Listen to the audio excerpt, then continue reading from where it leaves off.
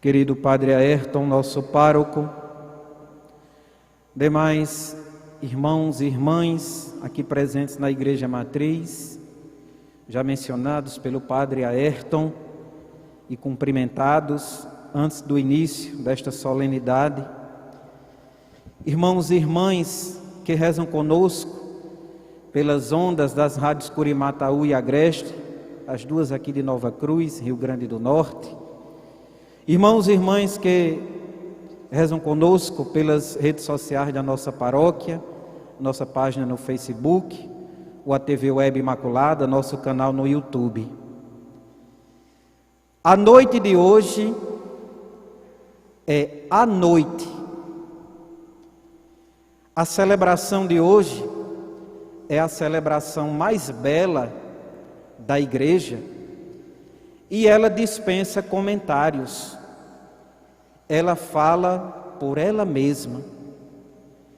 A linguagem da Igreja, que é a linguagem dos símbolos, hoje atinge o seu ponto alto. Rompemos o jejum do Aleluia, o jejum do Glória, que nós guardamos durante todo o tempo quaresmal. Esta noite é a noite da vitória. Esta noite é a noite em que a luz de Cristo brilha sobre a face da terra, iluminando os corações de todos os homens e mulheres que se abrem para Ele. Nós ouvimos algumas leituras bíblicas que mostraram para nós as fases decisivas, os momentos decisivos da história da salvação. E o que é a história da salvação? Não é outra coisa senão a história do relacionamento entre Deus e o homem, criado por Ele. Deus sempre fiel e o homem nem sempre fiel. A primeira leitura que nós ouvimos do livro do Gênesis nos apresentava o relato da criação. Deus criou os céus e a terra, Deus criou o homem à sua imagem e semelhança. A primeira leitura mostrava para nós então Deus como o Criador de tudo e de todos. A segunda leitura do livro do Êxodo, o segundo livro da Bíblia, mostrava para nós a face libertadora de Deus. Deus escolheu um povo e Deus fez uma aliança com esse povo. Esse povo que Ele escolheu viveu uma dura escravidão no Egito. O povo clamou, pedindo libertação, pedindo socorro. Deus ouviu e desceu para libertar o seu povo. E a segunda leitura para nós mostrava a passagem pelo Mar Vermelho. O povo da antiga aliança fez a sua Páscoa. O povo da antiga aliança, conduzido por Moisés e Arão, realizou a sua passagem da escravidão à liberdade, da morte à vida. O povo foi salvo pelas águas do Mar Vermelho. As águas recuaram para o povo de Deus passar a pé enxuto e ser libertado da escravidão no Egito. O povo de Deus passou, depois, quando os egípcios que vinham perseguindo os hebreus entraram no mar, as águas voltaram ao seu leito normal e os egípcios que perseguiam os hebreus foram mortos. E nós ouvimos o canto de gratidão do povo de Deus. Com aquele canto, o povo agradeceu a Deus a libertação e reconheceu que o seu Deus, o nosso Deus, é um Deus libertador. A terceira leitura que nós ouvimos, queridos irmãos e irmãs, é do livro do profeta Isaías, um dos grandes profetas que Deus enviou na antiga aliança para consolar o seu povo, para orientar o seu povo, para chamar a atenção dele, quando isso foi necessário. E o profeta Isaías, na terceira leitura que nós ouvimos, dizia: buscai o Senhor enquanto é tempo, enquanto ele pode ser achado. Percebam, irmãos e irmãs, que todas as iniciativas que Deus tomou na antiga aliança em prol do ser humano, em prol do seu povo, foram iniciativas que brotaram do seu amor, porque Deus é amor e Ele não sabe fazer outra coisa senão amar. E hoje nós estamos celebrando o ápice, o ponto alto da história da salvação. Na plenitude dos tempos, Deus enviou o seu Filho à face da terra para redimir, salvar a criação que havia sido transtornada, desfigurada pelo pecado.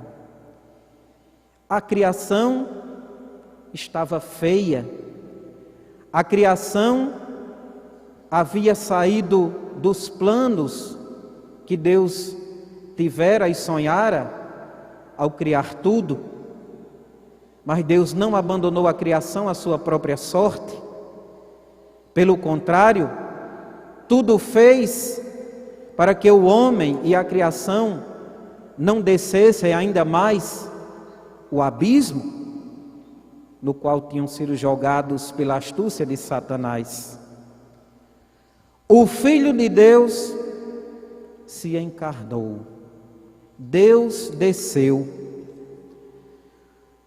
assumiu um corpo humano da Virgem Maria,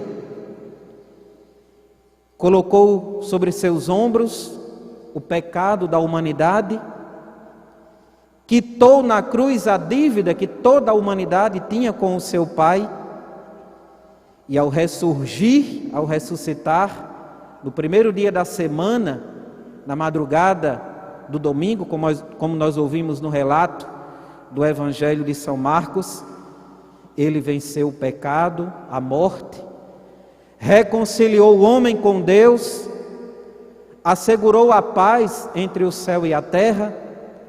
Não é à toa que a primeira coisa, nós vamos ver isso no tempo pascal, nós vamos ouvir isso no tempo pascal, a primeira saudação que Jesus ressuscitado dirige aos seus quando aparece é: a paz esteja convosco. A sua Páscoa reconciliou o homem com Deus, reatou o laço entre Deus e o homem. Deus e o homem estão em paz. Esta é a noite da paz. Sobre nós não paira mais nenhuma sentença de morte, porque ela foi destruída pela paixão, morte e ressurreição de nosso Senhor Jesus Cristo. Celebrar a ressurreição do Senhor é reconhecer que Deus existe e que a palavra final não é da escuridão, mas da luz. É reconhecer que a palavra final não é da morte, mas da vida. Nosso Deus venceu o pecado, venceu a morte, e assim enche o coração da humanidade de paz e de esperança. A ressurreição de Cristo, que é a causa da nossa ressurreição, é para nós motivo de alegria. Hoje também, esta noite também é a noite da alegria. E com a ressurreição, a criação entra na eternidade feliz de Deus. Na eternidade feliz de Deus. O canal entre o céu e a terra, entre Deus e os homens, está posto, está erguido, e este canal está aberto. E ele é uma pessoa, Jesus Cristo. Ninguém vai ao Pai senão por mim. Jesus, com a sua ressurreição, ultrapassa, rompe os limites do tempo e do espaço e se torna um homem universal por ser Deus. Ele é o homem Deus que está ao alcance de todos nós. Esta noite, queridos irmãos e irmãs, também é uma noite batismal. A igreja enfatiza o sacramento do batismo na noite da vigília pascal. Por quê, padre? Porque o nosso batismo é a nossa primeira ressurreição. O batismo é morte e vida. Nós ouvimos uma passagem da epístola de São Paulo aos Romanos, e São Paulo dizia: quem é batizado é crucificado com Cristo para ressurgir, renascer com Ele. Irmãos e irmãs, o batismo é o fundamento da vida cristã. Eu costumo dizer que o batismo é a porta de entrada para a vida com Cristo. Desde o dia do nosso batismo, a vida imortal de Cristo começou a pulsar em nossos corações. A luz do ressuscitado já ilumina os nossos corações, já é uma realidade em nossas vidas. A palavra batismo significa exatamente mergulho, imersão. Todo batizado é mergulhado em Cristo. Todo batizado se torna uma só realidade com Cristo e faz o mesmo movimento que ele fez da morte à vida, da cruz à manhã de Páscoa. O batismo não pode ser renovado. Hoje nós não vamos renovar o batismo. O batismo só pode ser administrado uma vez. O que nós vamos renovar hoje são as promessas batismais. E o que nós devemos renovar todos os dias é a memória da condição na qual o batismo nos colocou. O batismo, ao nos arrastar para dentro da relação filial de Jesus Cristo com o seu Pai no Espírito Santo, nos tornou filhos de Deus. O batismo lançou uma semente de eternidade, de vida nova, no meu coração e no seu coração. Cabe apenas a cada um de nós, como um bom agricultor, cultivar essa semente para que ela germine, floresça, desabroche e frutifique e faça de cada um de nós realmente aquilo que o batismo nos deu. Cada um de nós é um homem ou uma mulher ressuscitado ou ressuscitada. A ressurreição não é uma realidade distante. A ressurreição já está presente em nós, já corre em nossas veias. A vida nova não só começa depois da morte, depois da última passagem, começa aqui e agora. E nós devemos viver como filhos e filhas de Deus, honrando a condição que o batismo nos concedeu. Por fim, eu gostaria de chamar a atenção de vocês para o evangelho que nós ouvimos. Nós ouvimos a narrativa da ressurreição segundo Marcos. Bem cedo, no domingo, Maria Madalena, Maria, mãe de Tiago e Salomé, compraram perfumes e foram ao túmulo para ungir o corpo de Jesus. Jesus estava sepultado. E elas, no caminho, conversavam entre si: nós somos mulheres, a pedra é muito grande, quem é que vai remover a pedra para que nós possamos ungir o corpo do Senhor? Quando chegaram lá, tiveram uma surpresa. A pedra tinha sido retirada, não estava mais fechando o túmulo. Elas entraram, viram um rapaz, provavelmente um anjo, muito provavelmente um anjo, vestido de branco, sentado à direita. Elas ficaram assustadas, não viram o corpo de Jesus, e ele acalmou o coração delas, dizendo: não se assustem.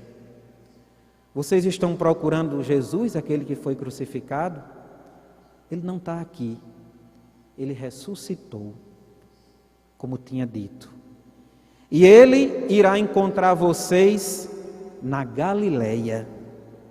Interessante isso. Jesus marca um encontro com aqueles que tinham caminhado com ele antes da Páscoa. E o encontro foi na Galileia. Jesus poderia ter dito: eu vou me encontrar com os meus lá no templo de Jerusalém, lá em Jerusalém, ou aqui mesmo em Jerusalém, onde eu fui morto e sepultado. Mas não, Jesus marcou um encontro na Galileia. Onde ficava a Galileia, queridos irmãos e irmãs? Ficava na periferia de Israel. Era uma região desprestigiada, desvalorizada, ficava longe da capital Jerusalém, e lá pagãos viviam misturados com judeus. Era uma região meio pagã, meio judia. E Jesus diz assim: eu vou para lá me encontrar com eles, e vou na frente. Quando eles chegarem lá, eu já estarei lá. O que é a Galileia? A Galileia, queridos irmãos e irmãs, é o mundo onde vivem todos. A Galileia é a escola onde você trabalha. A Galileia é a cidade onde você mora. A Galileia é o mundo.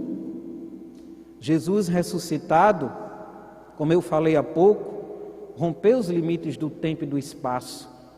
Ele agora é de todos, e todos podem entrar em comunhão com Ele, onde estiverem na face da terra. Irmãos e irmãs, a certeza da presença de Jesus, que nos precede.